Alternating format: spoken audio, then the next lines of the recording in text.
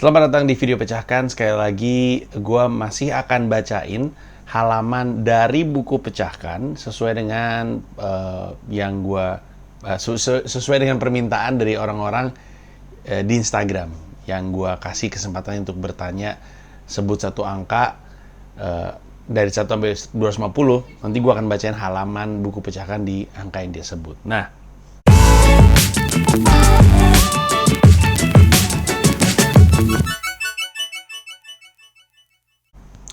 kita akan kembali lagi dan sekarang kita akan bacain Reval di Yuliandika 67 halaman 24. Coba set 24 yang ini. Oke. Dia adalah bagian dari bab kalau sejarahnya singkatnya stand up comedy itu gimana sih, Bang? Berangkat dari definisi komedi yang saya jabarkan sebelumnya, stand up comedy juga sebuah pertunjukan yang juga mengambil potongan kehidupan, juga bertujuan untuk membuat orang tertawa, tapi dia berakar dari sejarah kesenian pertunjukan yang panjang. Dulu di zaman kerajaan ada profesi namanya court jester atau badut istana, kerajaan di Inggris tepatnya ya. Dia bertugas melakukan apapun untuk menghibur raja dan kawanan bangsawan, akrobatik, sulap, melakukan slapstick komedi, pokoknya apapun. Waktu berlalu, pertunjukan yang eksklusif ini mulai keluar dari lingkungan istana dan tersedia untuk publik di kebudayaan barat. Di abad ke-19, mulai ada yang namanya vaudeville, suatu pertunjukan berisi beragam jenis hiburan yang hanya dilakukan oleh satu orang. Jadi mirip kayak si jester zaman kerajaan. Seniman vaudeville ini berkelana dari satu tempat ke tempat lain untuk menyambung hidup dengan menghibur orang banyak. Ketika dunia hiburan sudah mulai menjadi bagian dari penggerak perekonomian masyarakat, mulailah digelar pertunjukan para seniman vaudeville dan seorang tokoh bernama Bob Hope. Hope biasa memandu jalannya pertunjukan ini sambil menyelipkan komentar-komentar humoristis tentang para seniman tersebut. Lama-lama, Bob Hope diminta untuk tampil sendirian untuk memberikan pendapatnya yang menghibur itu dari satu klub hiburan ke klub lain, dari satu kota ke kota lain.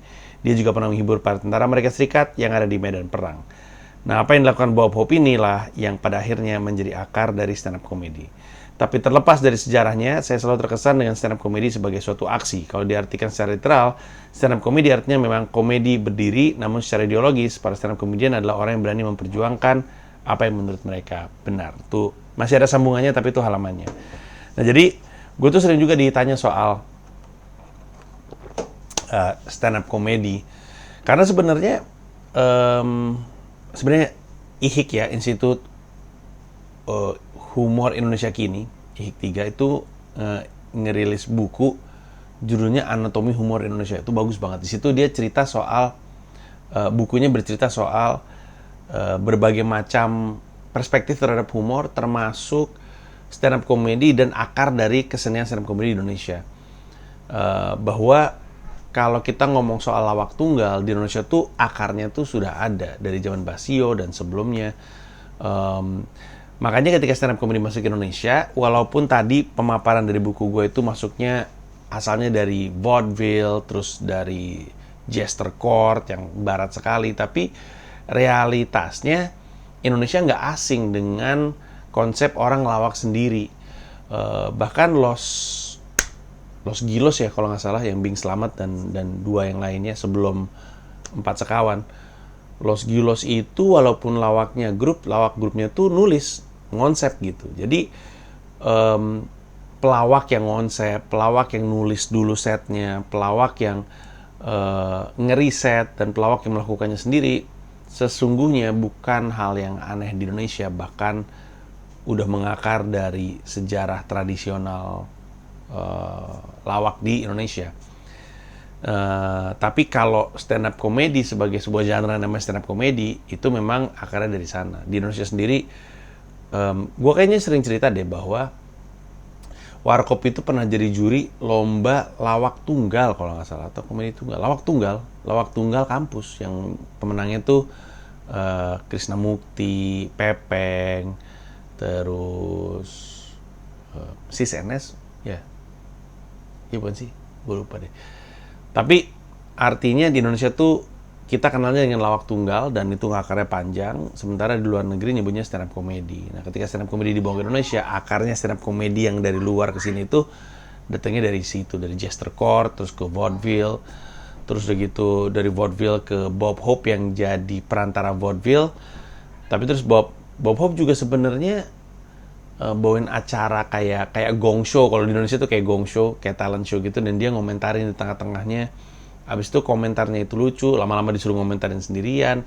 Mulailah komedi dari mengkomentari sesuatu. Lalu ketika masuk ke Lenny Bruce, masuklah ke era social commentary, jadi mengomentari kehidupan sosial.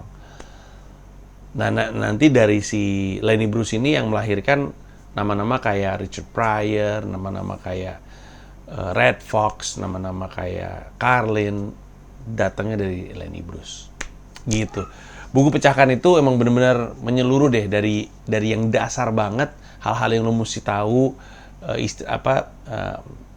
bahkan bukan istilah ya, lebih ke hal-hal mendasar yang lu mesti tahu tentang stand up comedy sebelum masuk ke belajar stand up comedy. Itu diajarin, bahkan lu akan dibimbing terus saja dari belajar soal itu, belajar istilah, belajar hal-hal yang perlu dipelajari untuk bisa belajar stand up, sampai ke belajar nulis materi stand up, joke pertama, kemudian open mic pertama, terus udah gitu ngebom atau anyep pertama, terus udah gitu diminta untuk nulis ulang, kemudian sampai ke set pertama yang akan dipakai berkarir.